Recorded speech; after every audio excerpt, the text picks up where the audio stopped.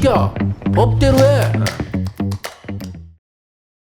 변호사님, 우리 이제 꼬꼬 부부 두 번째 꼭지 네. 살펴보고 있어요. 아유, 근데 이것도 제목 보면은 조금 안타까운 맞아요. 일인 것 같아요. 이래요. 상간녀 폭로 협박 이렇게 한 다음에 남편은 극단적인 선택을 했습니다. 아이고, 이 어떤 사연이었다고 하죠? 이것도 이제 YTN 조인섭 변호사 상담소에 네, 나왔던 사연이에요. 소개된 사연인데, 이 남편이 극단 선택을 했는데 네, 그 네. 책임을 이제 상간녀한테 묻고 싶다라는 사연자분인 거예요. 아내분이요. 예, 아내분이. 예. 그래서 이 사연자분이 두 아이를 낳고 남편과 20년간 단란한 가정을 꾸려왔는데 네. 어느 날 갑자기 남편이 극단적인 선택을 해버린 거예요. 갑자기 네, 날벼락이네요. 마른 하늘의 날벼락 예, 같은 일이죠. 그래서 아내분이 생각할 때 예. 우리의 결혼 생활에는 아무 문제가 없었고 예.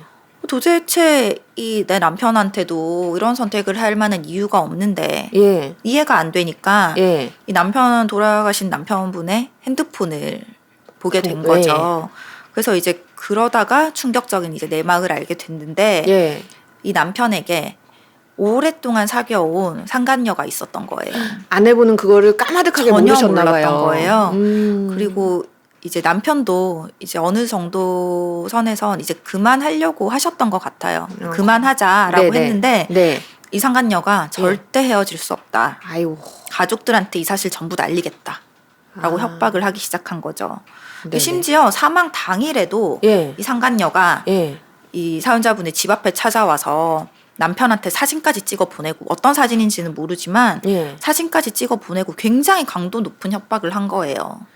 그러면 결국은 이 남편분은 어찌됐든 간에 좀 굉장히 장기간 외도를 한 건 사실이지만 사실이죠. 끝내려고 할 때쯤에 이 여자가 너 가족한테 다 알릴 거야. 네. 그것 때문에 돌아가신 거네. 놔줄지를 아는 거죠. 그러니까 그게 이제 우리는 그렇게 생각이 들잖아요. 네. 그래서 이제 이 사연자분도 예. 상간녀를 상대로 자살 방조와 협박죄로 고소를 했어요. 그래요. 네. 예. 근데 진짜 기가 막히게 예. 이 시가에서 예. 이 유족의 가족들이 예. 상간녀한테 유리한 진술을 합의를 보고 아니, 왜 그러지? 상간녀에게 유리한 진술을 해주고 예. 아내에게는 불리한 진술서를 써준 거예요. 아니 왜 이래요? 왜? 그러니까 그건 알 수가 없는데 어쨌든 그렇게 하셨대요. 그리고 했대요. 그리고 예. 이 내 아들, 내 가족이 우리 아들이 이렇게 선택을 한 것이 예. 이 상간녀 때문이 아니고 예. 이 A 씨 사연자와의 원래 가정 불화가 되게 심해서 그 스트레스로 극단적인 선택을 한 거다라고 예. 얘기를 했다고 합니다. 아니 이제 여기에는 물론 우리가 모르는 그쵸. 사정이 네. 있을 수 있겠죠. 뭐 이제 요건 이제 아내분 입장에서 작성된 이제 사연이다 보니까 뭐 가정에 문제가 없었다, 단란했다 이제 이렇게 말씀을 하시는데 네. 또 뭐 모르겠어요. 뭐 시가에서 왜 이런 식의 이제 네. 태도를 보이는지는 모르겠지만 다 떠나서 남편이 바람났는데 그 바람난 내연녀 편을 들어주는 건 좀 아니지 않나요? 그렇죠. 뭐 어떤 사정이 있는지는 예. 모르지만 어쨌든 지금 우리는 여기 있는 이 상황을 바탕으로 판단을 할 수밖에 없기 때문에 예. 이 지금 사연자분이 말씀하시는 게 전부라고 한다면 예. 그게 전제를 놓고 한번 생각을 해봐야 될 것 같아요. 예. 일단은 이 아내분이 상간녀를 상대로 자살 방조죄와 예. 협박죄로 고소를 아까. 했어요. 예. 네. 자살 방조죄가 뭐냐 이런 죄가 있냐 좀 생소하실 수도 있는데 형법상 규정된 죄고요. 예. 이게 이제 혐의가 인정이 되려면 자살에 도움을 주는 용이한 행위를 해야 돼요. 자살을 할 수 있게끔 막 이렇게 네, 뭔가 용이한 행위를 같이 해야 되는데 예. 주로 문제되는 게 동반 자살이에요. 그렇네요. 그 동반 자살을 하기로 했는데 예.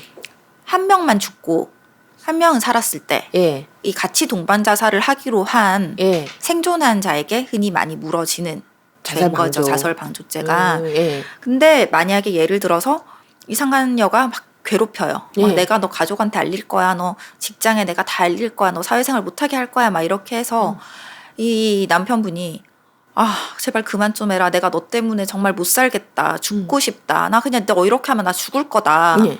나 죽는 꼴 보고 싶냐. 막 이렇게 했을 때 이 상간녀가 그래 그렇게 해. 죽어. 네 맘대로 해. 이런다고 해서 예. 자살 방조죄가 성립되진 않아요.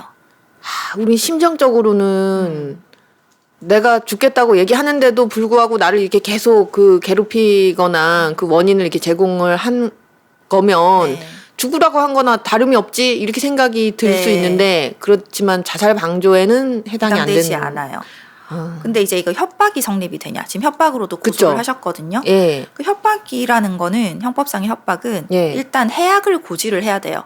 그러니까 일어날 수 있는 나쁜 일들에 대한 고지를 해야 되는 거죠. 그러니까 네네. 여기서는 너 가족한테 알릴 거야. 그쵸. 혹은 뭐 직장에 알릴 거야. 예, 이런 게 해악의 고지라고 볼 수 있겠죠. 그리고 예. 그게 상대방한테 공포심을 일으켜야 돼요. 네네네. 그걸 듣고 뭐 무슨 소리야? 뭐 그러던지 말던지. 그러면은 예, 객관적으로 봤어도 예. 너무 얼토당토안한 얘기여서 이걸 해악의 고지라고 좀 공포심을 일으킬 정도라고 보기 어렵다라고 하면 안 되지만 예. 공포심을 일으킬 정도가 객관적으로 보여지면 협박에 해당이 되는 거죠. 네네. 그래서 이제 이런 걸 판단할 때는 그 행위의 경위, 왜 이런 행위를 하는지, 그리고 이 주변 상황이 어떤지, 당시 상황이 어떤지, 뭐 당사자들 간의 관계가 어떤 관계인지 예. 이런 게 다 고려가 돼야 되는데 일단은 아까 말씀드렸다시피 내가 너 집에 알릴 거야는 해악의 고지죠. 그렇죠. 그리고 이 남편분에게 이게 공포심을 일으켰냐라고 예. 봤을 때 아내분이 봤을 때는 예. 이 남편이 다른 전혀 자살할 이유가 없고 극단적인 선택을 할 이유가 없고 이 여자의 행동이 굉장히 강했고 예. 예. 이 협박 정도가 굉장히 강했고 심지어 이걸로 인해서 내 남편이 예. 공포심을 느끼다 못해 스트레스를 받다 못해 극단적인 선택까지 했다. 예. 예. 그럼 당연히 공포심이 일으켜졌다라는 게 전제가 되는 거잖아요. 예. 그렇게 보면은 협박이 당연히 성립을 해요. 하는데 문제는 예. 아, 문제가 있어요. 시가에서 예. 이 써줬잖아요. 해악의 고지 때문에 예. 내 가족, 우리 아들이 혹은 내 형이, 내 뭐 동생이 해악의 자살한 고지 게. 때문에 자살한 게 아니고 예. 이 아내와의 불화 때문에 스트레스를 받아서 자살을 한 거다. 예. 이렇게 진술을 해버렸단 말이에요. 그러니까요. 이러면 조금 문제가 어려워지는 거예요. 이 아내분 아, 입장에서는. 그래요? 그러면은 이 아내분 입장에서는 무슨 소리냐. 예. 우리 이 사망한 당일날에도 우리는 이런 뭐 예를 들어서 이런 네. 대화를 했고 이런 카톡 메시지를 보냈고 그 일주일 전만 해도 아이들 데리고 혹은 단둘이 우리 이렇게 부부 여행을 갔고 예, 예, 예. 이런 정황들을 설명을 해야 되는 거죠. 부부간에 불화가 없었다는 걸 입증을 해줘야 되는 거죠. 그리고 와. 우리 남편이 자살을 할 만한 이유는 극단적인 선택을 할 만한 이유는 이거밖에 이 없다. 여자가 자꾸 이렇게 협박을 했기 때문이다. 그러니까 예를 들면 만약에 뭐 이렇게 그 이 여자랑 불륜녀랑 남편이 주고받은 대화 중에서 뭐 그럴 수 있잖아요. 집에 알릴 거라 하면 제발 그러지 마. 부탁할게. 제발 그것만은 하지 말아줘. 너 정말 그러면 나 죽어. 정말 내가 너한테 맨날 얘기하잖아. 싹싹 빌고 할 테니까 제발 그것만은 하지 말아줘. 막 이런 정황이 있으면은 조금 예, 그리고 괜찮을 뭐 텐데. 내가 남편과의 관계에 전혀 문제가 없었다는 걸 좀 객관적으로 증명할 하고, 만한 추가적인 그런 자료들이라든지 혹은 나와의 관계 외에도 뭐 예. 채무 관계라든지 이런 것들 다른 있잖아요. 것들, 다른 예. 자살 동기가 전혀 없었다는 거. 이런 걸 조금 더 입증을 하셔야 될 것 같아요.